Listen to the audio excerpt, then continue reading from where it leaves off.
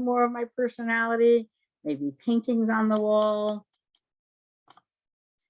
So nonverbal communication serves 5 functions. We know it expresses our emotion, it conveys meaning, it can be intentional or unintentional, presents ourselves to others non-verbally, helps to manage interactions, and defines relationships. So back to that from less than 12 feet to less than 18 inches would be your proxemics. Affect displays are intentional or unintentional nonverbal behaviors that reveal actual or feigned emotions. So what we put on our face, tells the other person what we're feeling inside. So if I'm sad, my face may have an affect display of tears. If I'm surprised, it may have an affect display of an open mouth. Affect displays, the tears may not always mean sad. It could be happiness.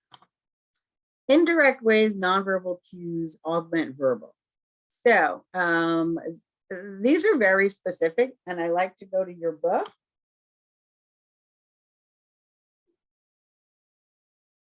So they can reiterate a point. So they add to the verbal. So nonverbal communication aids the verbal. So we're going to, in reiterating, we're going to add to the, and I probably missed it. So let me go back.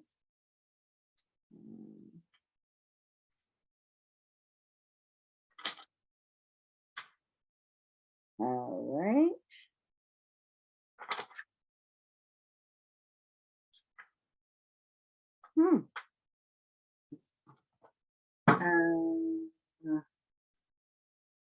Usually they have pictures. Let me see.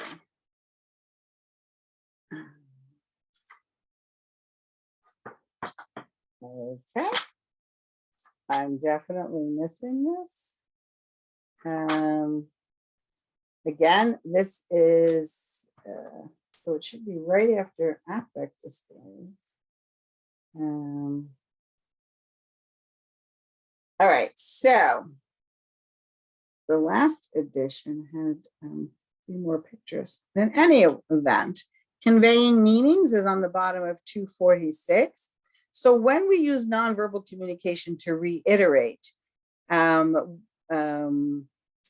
it repeats verbal messages as when you say up, you go up, okay? So it's reiterating down, it stayed the same, or one of us are going, or two of us are going, or all of us are going. So that's reiterating. Contradicting, obviously, it goes against the verbal.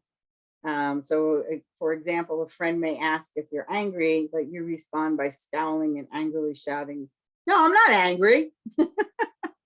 So that was cute that you both had that. And we do that often, you know, how are you? Fine. Yeah, nonverbal and the verbal are not communicating. So there's a video, it's made, the History Channel. It's a nonverbal communication documentary. I'll put the link up. You can find it on YouTube. Secrets of the Body, something like that. And they show you contradicting messages that are a little bit different. So when President Nixon was saying, "I'm not a crook," behind his back, his thumbs were, it's called self-touching here. And that's usually an indication of fabrication or something deceitful. So engaging, no, sorry, enhancing.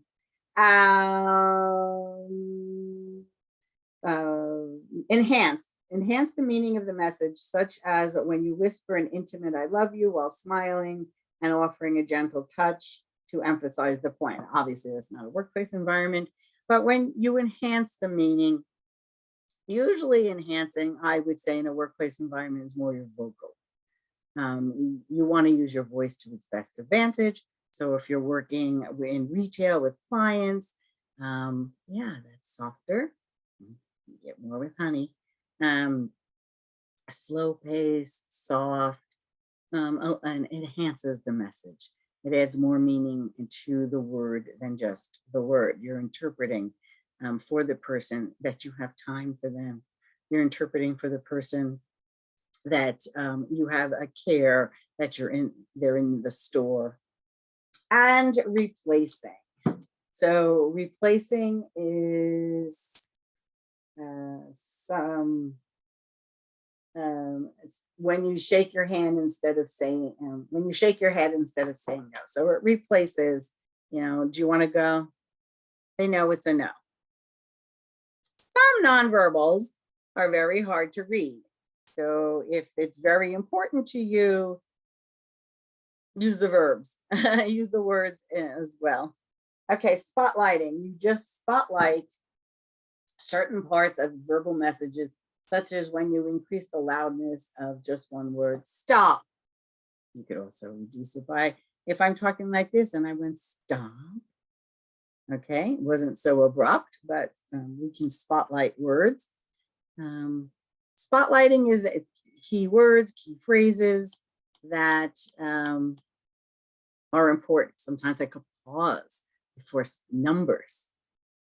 Pause before a word that I think my audience may not know. So, or the person I'm talking with may not know.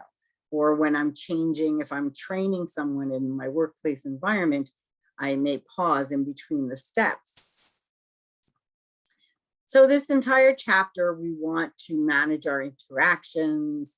We want to understand that one of the most important parts is to understand when the other person should speak without saying, it's your turn, go. Yeah, we don't do that in interpersonal communication. So we want to be relaxed enough to convey that we're interested and we're working together in this conversation. Nonverbal communication helps to create intimacy. So intimacy, again, you're going to be using those space between 18 inches and then 12 feet away. And the three principles: nonverbal speaks as loud or louder than verbal. Sometimes we pay more attention to the nonverbal, and nonverbal messages depend on the context of the situation. So we want to match the verbal and the nonverbal in reiterating rather than contradicting.